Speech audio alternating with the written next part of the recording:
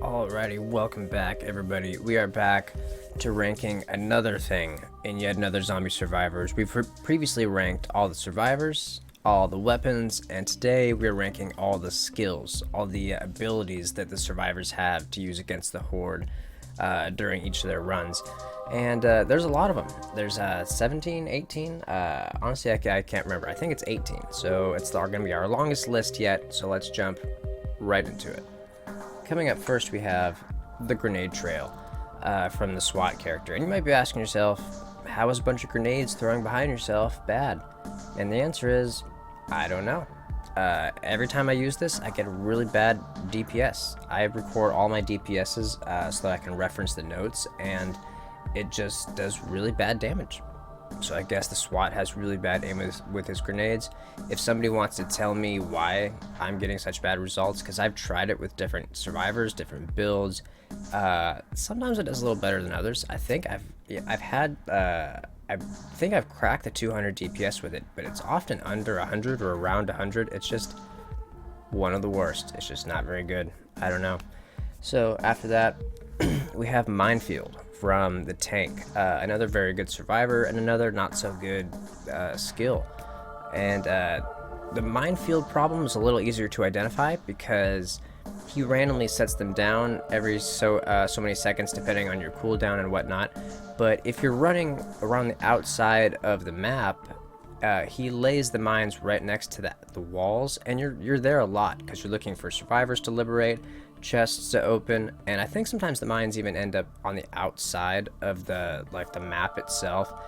So I think that's what holds it back, because just like the grenade trail, it seems like it should be good, and I feel like I see both of these skills going off and the explosions going and hitting the zombies, but it must just not happen enough, because according to the stats and the notes I take, both of them have very bad average DPS almost all the time.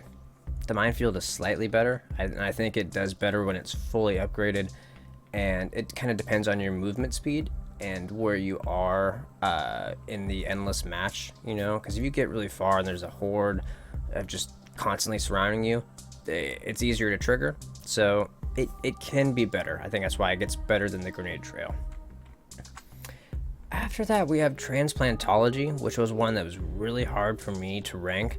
I have it all the way down here just because I feel like the medic's other ability is already better. It's just so Transplantology is just like a secondary version, because they both ultimately do the same thing. They give you health back.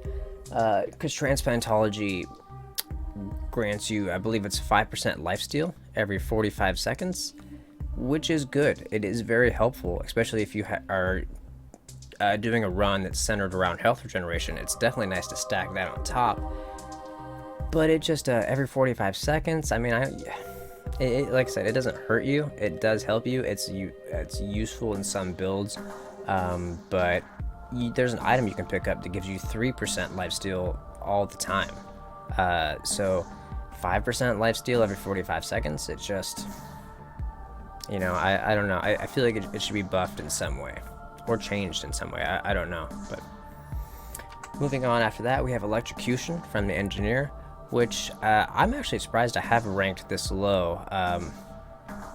It's just I liked it a lot early on, and I feel like the more I use it, the more I see that other things are better.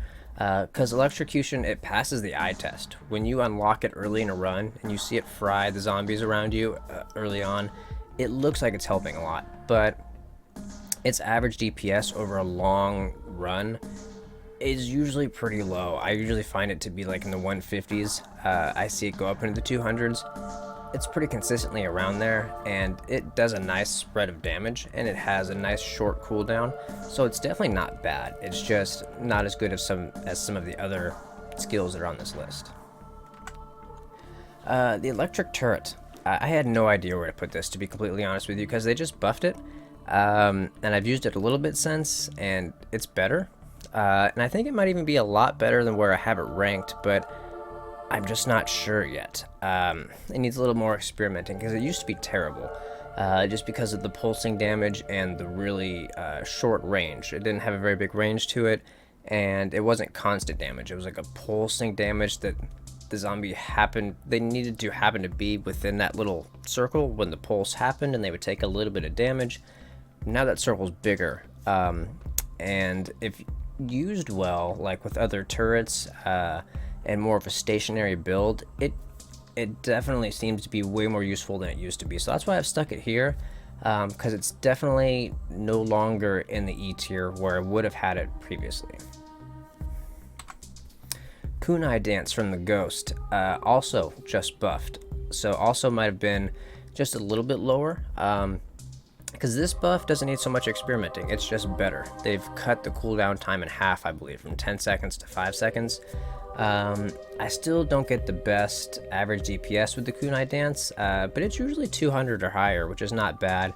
It spreads out in all directions, it hits a lot of zombies. It's best when it's fully upgraded, obviously. It's a little underwhelming before it gets to that point, but it's definitely good for that crowd control. It hits a lot of zombies. After that, we have the other ghost ability. We have the Shuriken.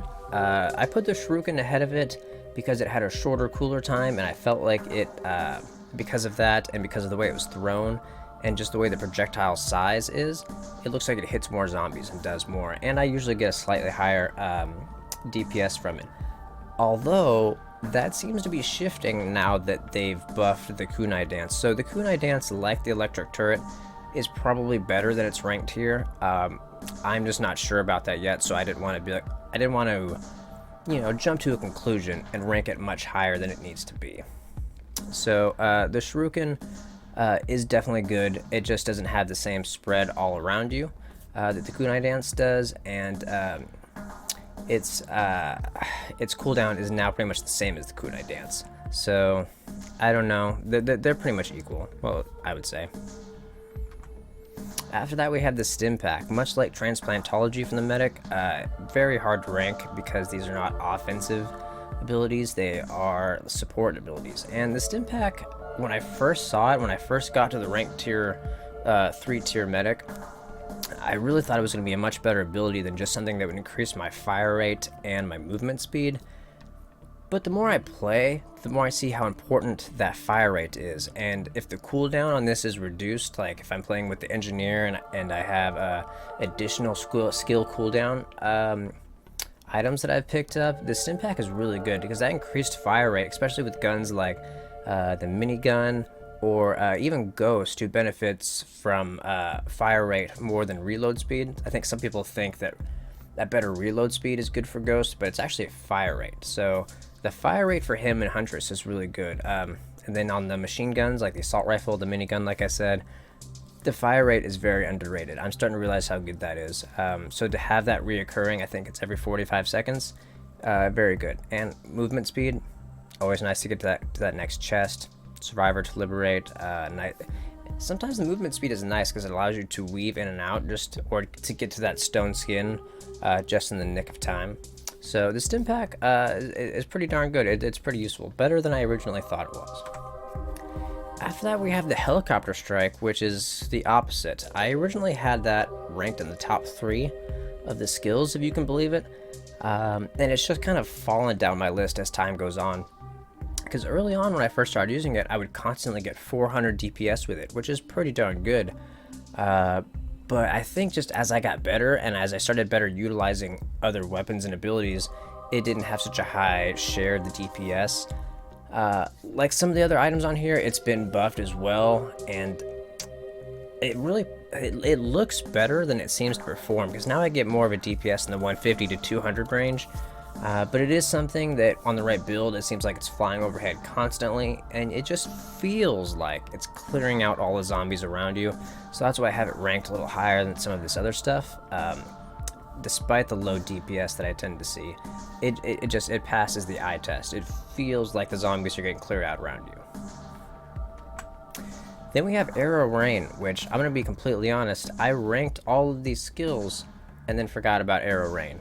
And this is where I decided to insert it kind of at the last minute. And I wasn't so sure about that, but what was the driving force that helped me put it up here in the B tier instead of Helicopter Strike or something like that is that it's affected by the critical chance and the critical damage that you can get both from the Huntress, from Ghost, from pickups. So all those arrows that fall down, you can get critical damage. It can really help you get through some tougher zombies in the later rounds, and it can help you take out some bosses if you get a couple extra criticals on them. It's that was the little extra push that helped me put Arrow Rain here instead of C. We'll see how that stands over time. After that, we have Zombie Decoy, which is the third ability, the final ability that you unlock with the Huntress. And it's, I believe it was also recently buffed. It did not used to have the grenades that would come out of it after it exploded. It definitely seems good. It seems like it's something that should be better in execution than it actually is, because what frustrates me about it and why I wouldn't place it higher is that the zombies don't always seem to be totally distracted by it, especially the boss zombies, like the ones with the big hammers, the executioner looking guys. They seem to look at it for a second, realize what it is, and then turn back towards you. And so it doesn't help you too much there, but it does clear out zombies. It does give you a breather because a lot of them do go towards it, so it is very good. I think more so than some of the other abilities, it needs to be upgraded fully, so you have those additional grenades on top. But it's definitely very good. It's worth leveling up the Huntress all the way. Like I said, get you a little bit of breather room. I mean, that's not going to help you on a stationary build, and that's not going to help you way later on in the Endless Night when you're just completely swarmed. But getting that breather at certain points with somebody like the Huntress is really good, because she is not good at crowd control, because she fires so slowly before she gets those explosive arrows. So you kind of need these skills, especially if you're trying to do something solo with her. Speaking of the Huntress, we have Eagle Eye. Eagle Eye just got buffed as well. It gives you an additional 4% critical chance, which is always really good, because 4% for each time that you upgrade it. So I think that you can upgrade it, 5-6 times. It ends up being quite the nice boost to your critical chance, especially if you also have Ghost and you're getting the extra 35% critical chance every 30 seconds. Or if you've picked up some items, I mean, you're just shredding through stuff with all those critical hits. But now it also gives you an additional critical damage boost, and I can't remember the number off the top of my head. I want to say it's an additional 50%, I think, which is good and not good, because they also just nerfed the base critical damage multiplier, meaning that that extra 50% kind of just takes you back to what it used to be. But it's still good. I mean, without it, you'd be 50% lower, so it is useful. Eagle Eye is the key of some builds because of that critical chance booster. It just helps certain survivors and weapons shred through certain zombies. Well, wrong way. Next, we have the Sawblade drone, which honestly, maybe it could have been in the B tier. I just have a soft spot for it because I felt like I did so well with it when I first started playing the game. Even if you have nothing upgraded, no skill points, nothing, the Sawblade drone is really good. A Sawblade drone and a pump action shotgun with the tank will take you pretty darn far. The nice thing about the Sawblade drone that I don't think would count for any of the other skills is that there's no cooldown. It's going all the time. All the time. Sawblade drones just all around you. I think the max is 5 of them, constantly going around you. They do decent damage, and you can get item pickups that give you additional skill damage, which is really, really useful with this. I constantly get 400 plus DPS with this. It's incredible. I feel like it's really underrated. A lot of people don't really talk about it. I hear other skills talked about more. The Sawblade drone is really good just because it's always there. It's always doing damage. It's always doing crowd control. Give it a shot. It's phenomenal. After that, we have PhD from the Medic. PhD is pretty simple. For every time you upgrade it, you get an additional 5 health per second to your health regeneration. So I think you can upgrade it, 5 times? 6 times? So it's either 25 or 30 health per second. Plus that transplantology that you could also get, which would give you health. Plus the items that you could pick up to give you additional health regeneration. And it's one of those things where you can take some hits, or you can actually regenerate health almost faster than you're taking damage at certain parts of the night. In fact, there used to be a broken build that's since kind of been patched out where you could regenerate health faster than you could take damage, and the zombies could never kill you. They fixed that by allowing the zombies to do more damage. Their damage no longer caps out at 300%. it continues to go up. So now eventually they can damage you faster than you can regen health. But just from the sounds of that, you can tell how powerful it is, and it can carry you. I mean, PhD with other things can carry you very far, even with the certain deficiencies that the medic has. That health regeneration is very, very powerful.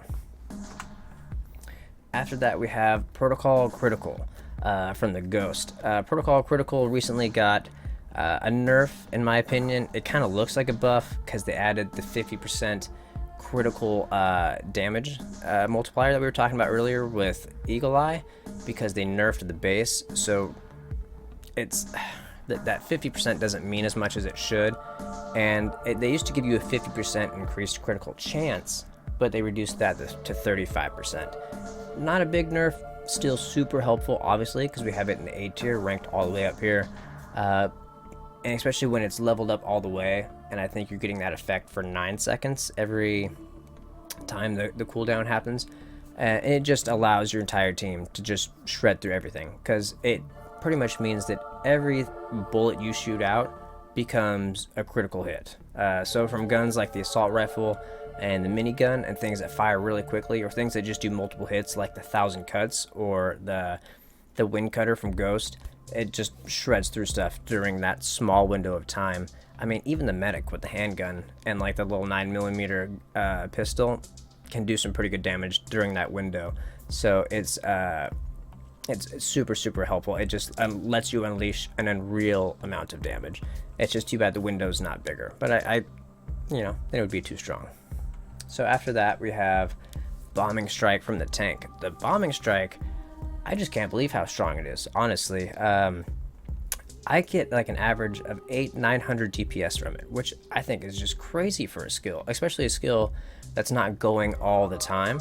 Now, some of those DPSs, I mean, I have short skill cooldown times, but I go for those on purpose because I know that I have Bombing Strike and I know it's going to be helpful. So I don't really think that it means I have to hold back Bombing Strike because it's helped by getting items or by using it with the Engineer, because when those bombs are falling constantly, they are so strong. I'm blown away how strong the Bombing Strike is, and I think it's probably going to get nerfed at some point, because I see those bombs land on boss zombies before I've hardly even shot them, and they're done. The boss zombie is just done. It's super strong. It's happening constantly, taking out waves of zombies all around you.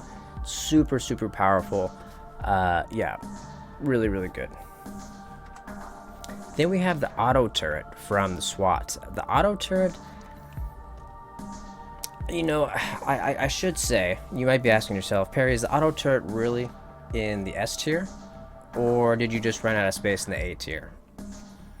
I may have just ran out of space a little bit, but I also think it might be an S tier.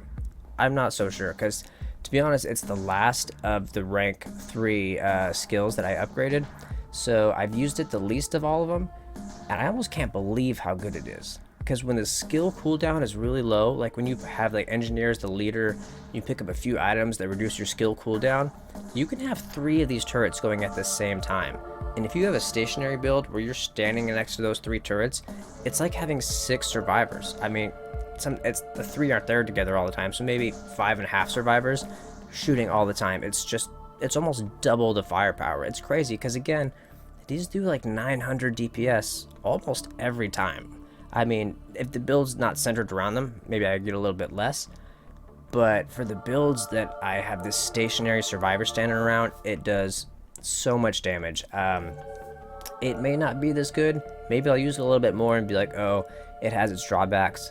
Like, for instance, it's stationary. So if I'm moving, if I drop it and move, well, the zombies follow me. They don't try to destroy the turret. So it's kind of useless because they all run away from it and it does nothing. So you have to stay with your turret, and if a chest opens up over here, that's a real drawback.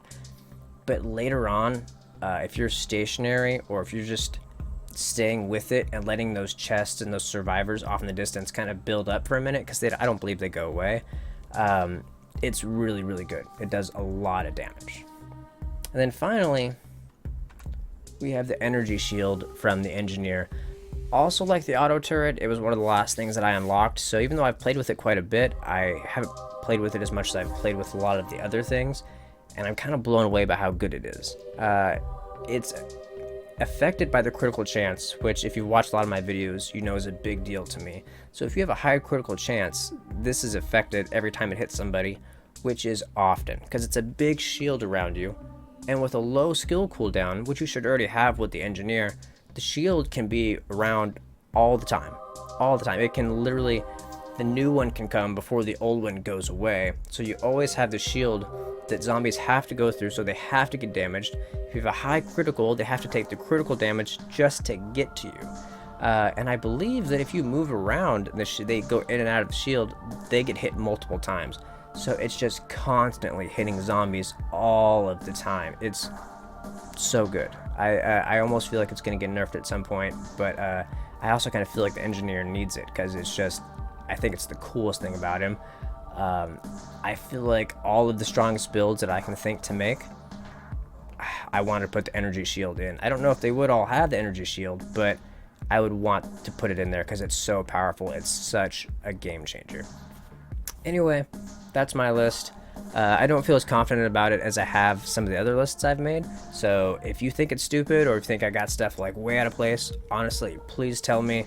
Because I want to learn about the game. I want to get better at the game. I want my eyes opened to how stuff works. And if you explain stuff to me and make me show me how wrong I was, then I can make the next videos better. So I really appreciate that. Please do let me know.